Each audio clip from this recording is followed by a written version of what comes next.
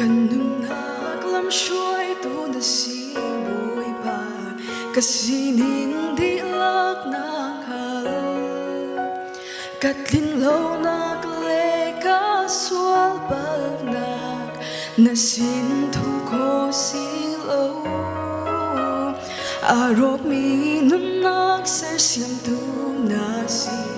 Giang der mi thon nạc bê tu Hồi cục in thắt hem đã ca ngày lâu Si say na đốt nạc Dinh phá tin na thar leng măng Nang hay in hồi thơ hậu đã ca ngày bôi bà Càng sang lê hơi quang chung dung na ca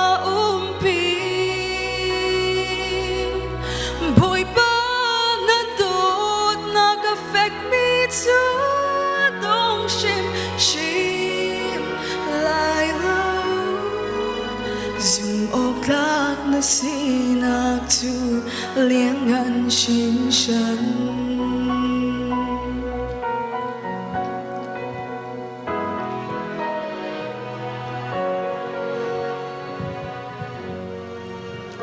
cần nung nạc húp hẹn tu na si bôi bà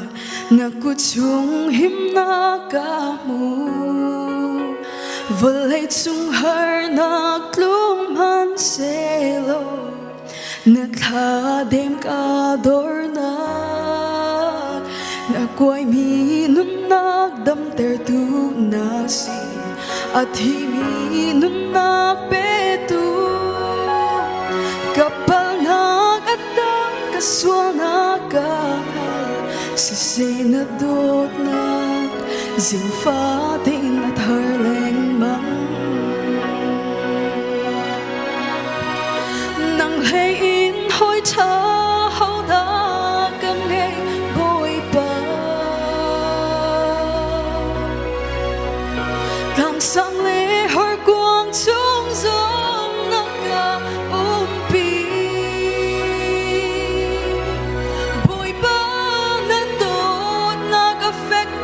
Chúa đông chim lại lâu dùng ốc lạc na xin ác tu liên ngăn xin sân Nang hay in hồi thơ hậu đã cầm ngày bôi bà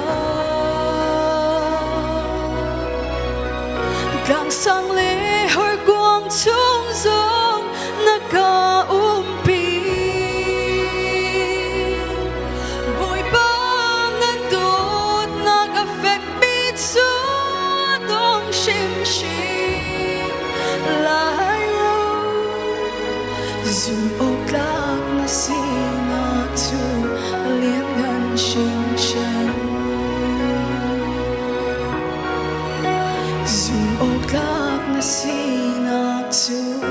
liên ngăn xin sân Bethel thành xuống